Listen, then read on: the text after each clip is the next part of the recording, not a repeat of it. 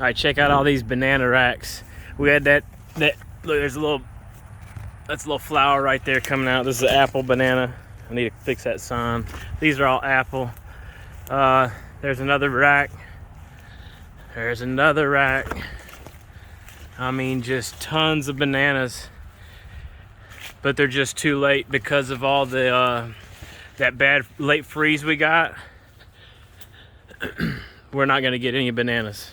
Well, I mean, we got bananas, but we're not gonna be able to eat any bananas because there was just no time.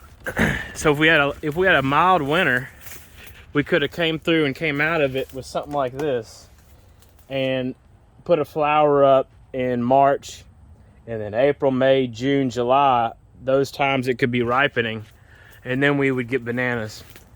But since we got that hard freeze, I think it got down to 16 degrees, 18 degrees, hard enough to basically bring all what you see to the ground. So let's look at some more. So you can tell I'm not lying about all the late abundance. These are all apples. Let's see here.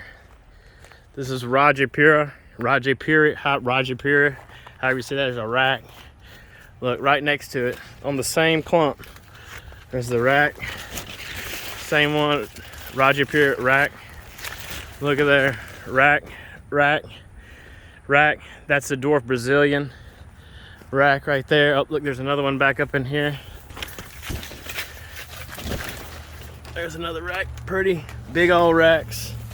I'm about to cut them down and put them in the garden. I mean, once you get down to less than 70 degrees-ish, they just do not move. They do not move. And all these bananas were not here.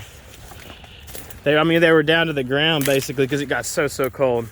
But so just a little lesson on how to train your bananas.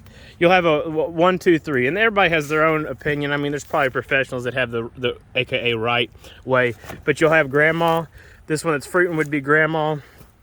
I would cut him down.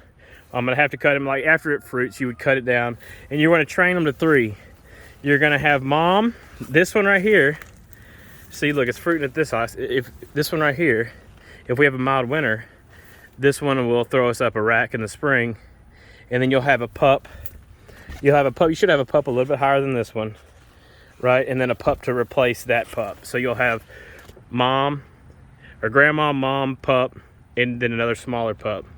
And that's how you'll train them down so that you get bananas. Because you do not want a mat like, so look, there's another one right in here. This is good right here. You have grandma, and then you have replacements, but not too many. You don't want a ton of competing because you want bananas. You're not a banana farmer. Look, here you go. This is perfect.